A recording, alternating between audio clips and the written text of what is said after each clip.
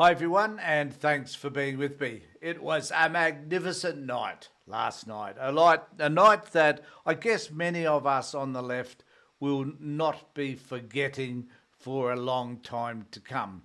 It was a moment at which we finally saw the Liberal Party demolished in the most emphatic way one could imagine.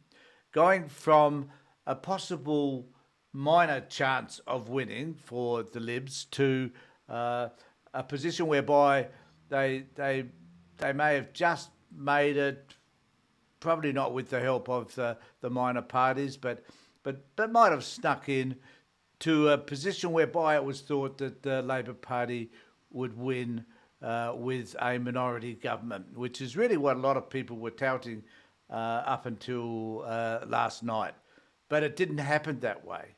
What actually happened is that the Labor Party won heaps of votes, far more seats than what they even anticipated. As a result of that, they have won a majority, not relying on minor parties, not relying on the Greens, not relying on anybody else, but their own endeavours. And they've done it in the most resounding way. Now, what this does say to us about Australian politics is why. Why did this happen? And a lot of people, and I'm not terribly keen on this idea, but a lot of people seem to be saying that Trump was a factor, that we don't like Donald Trump, and we know that 27% of the population would prefer or would agree with a populist like Trump. But the fact is that more than two-thirds of the population don't want a populist in the same way that Trump does. Don't want to destroy their democracy. That we cherish our democracy, clearly more so than those people in the United States. And we also had an example of what this was like for Canada, who chose to elect a progressive parliament, a progressive part of their parliament, to at the last election, and that the Carney was able to win a seat which he didn't have previously, and the opposition leader, the leader actually of the Conservative Party in Canada, didn't even win his seat. Well, here in Australia, Peter Dutton lost his seat. The leader of the Liberal Party actually lost his seat. And the question remains now, not just why, but really two things. What can the Labor Party do with this win? What will this mean to them? And will they become arrogant, which is a lot of the right are now saying that they will, because it's been such a resounding win? Or will they just accept it, implement the policies that they've talked about, improve the in cost of living circumstances so that people feel a little bit more comfortable? Will they confront, and this is the big issue for me, is at the end of the day, will the Labor Party confront Donald Trump and let him know that he is not a part of Australian politics, that Australians don't accept that form of politics, but nevertheless, this is something that we are now going to have to deal with. And the Labor Party needs to find a way to deal with it.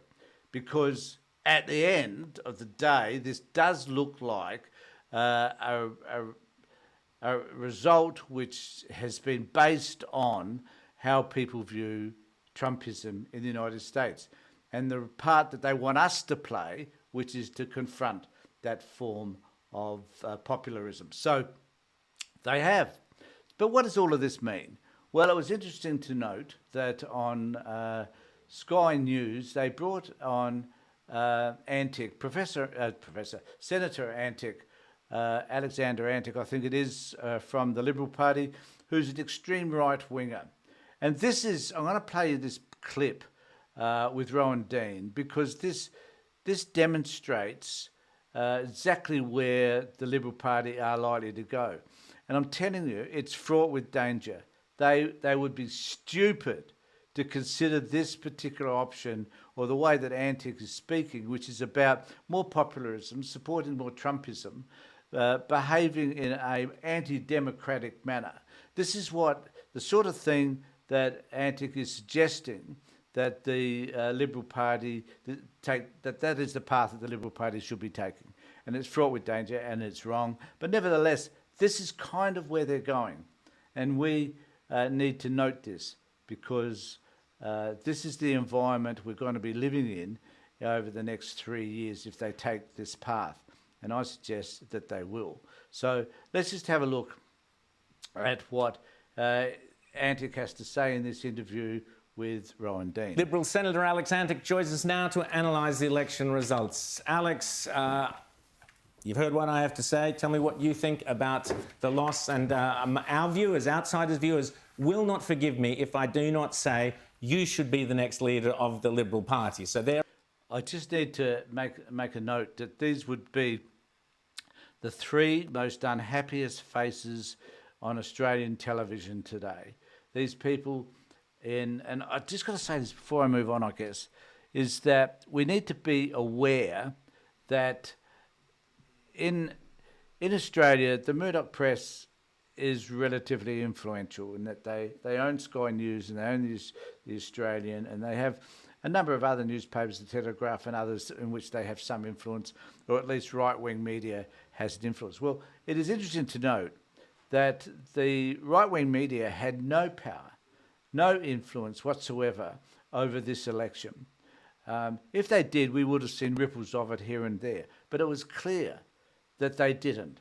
So my suggestion now is that right-wing media, if you're going to take the extreme anti-democratic view, the Trumpist type view, then you're dead in the water. Australians are not interested in that.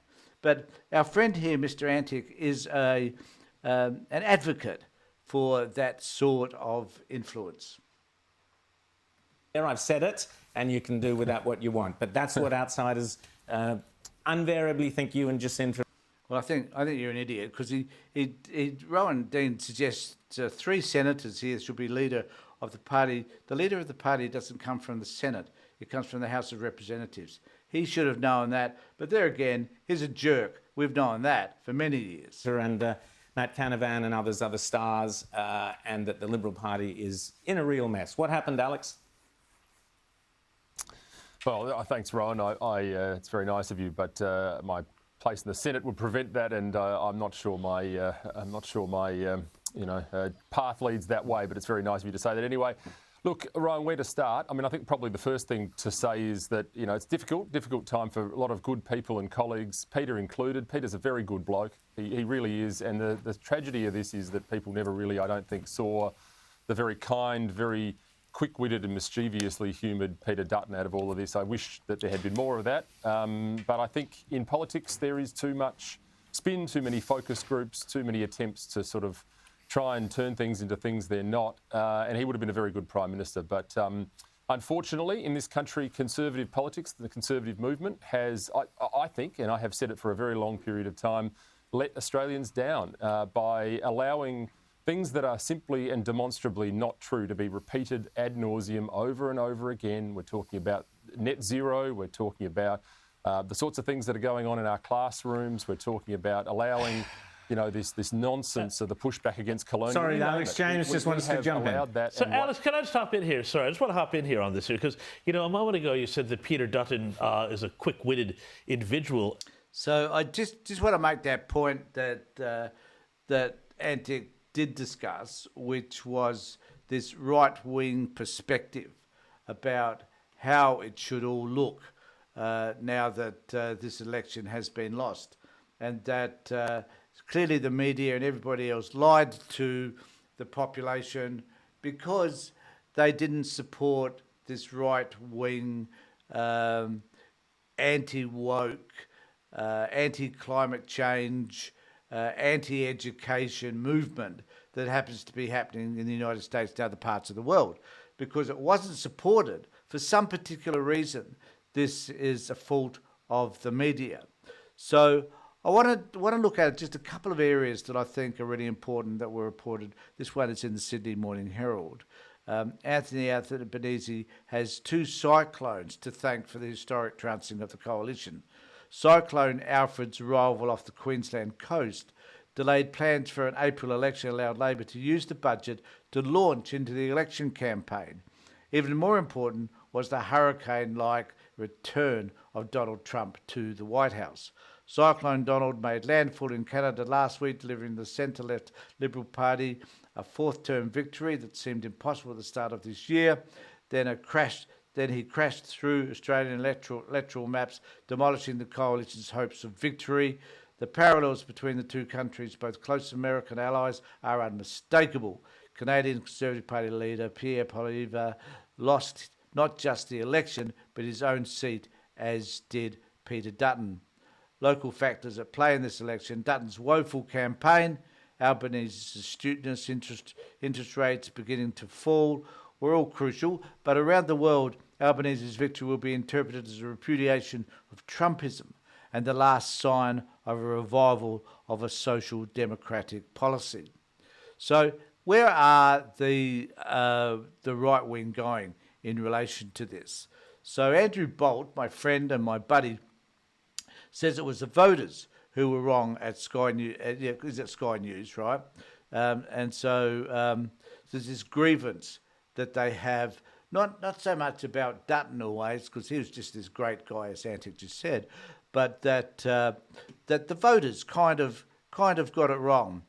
It was a result that Andrew Bolt was not expecting and could not count it. So he could not even understand actually what was happening. So by 9:46 p.m, the right-wing commentator had penned a piece on the Herald Sun, blaming the Australian electorate for the coalition loss. It was blaming the electorate. The people that made the decision not to have a Liberal government were to blame. No, the voters aren't always right. This time they were wrong, Bolt wrote. The reason for the loss, it was because the Liberal Party refused to fight, and this is the issue that I'm making.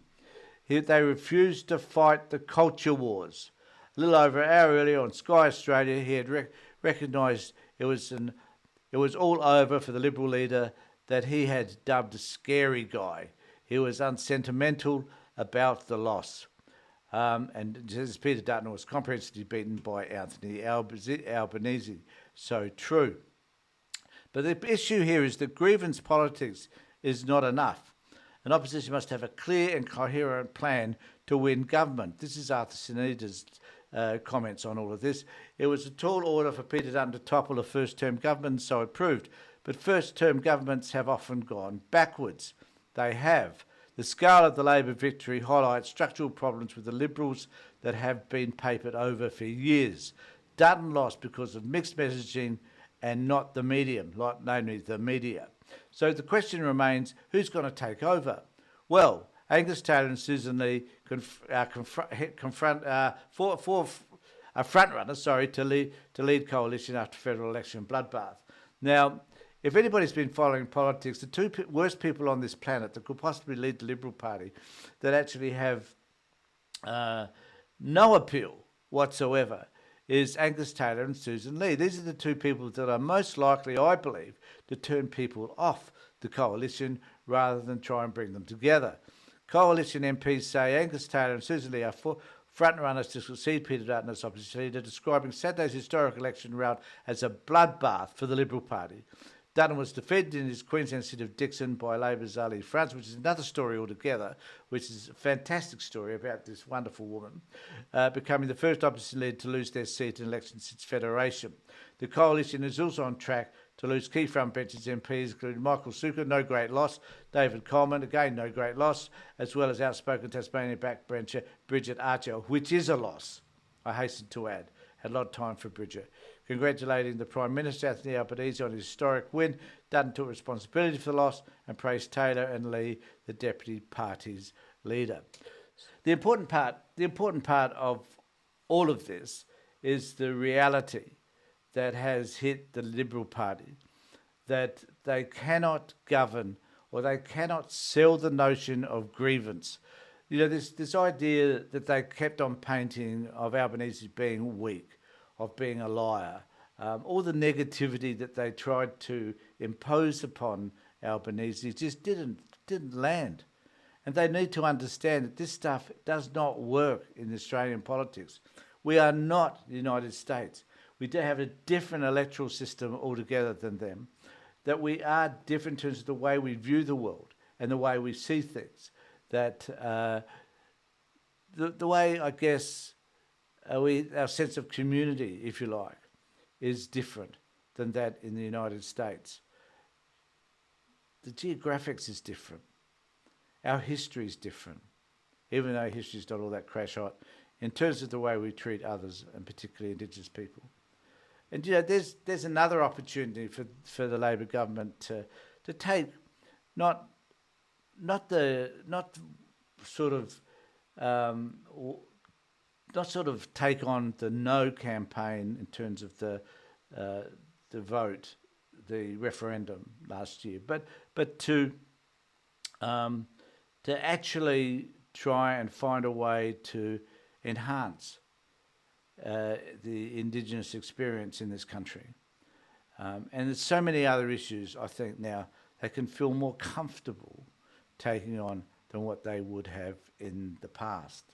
So let me know what you think about all of that. And remember to subscribe to my channel, ring the bell for further notifications, because there'll be a lot of other stuff that I want to talk to you about over the coming weeks, not just in terms of Australian politics, but world politics as well, as things change. So let me know what you think in the comment section below. In the meantime, take care, look after yourselves, and more importantly, be safe.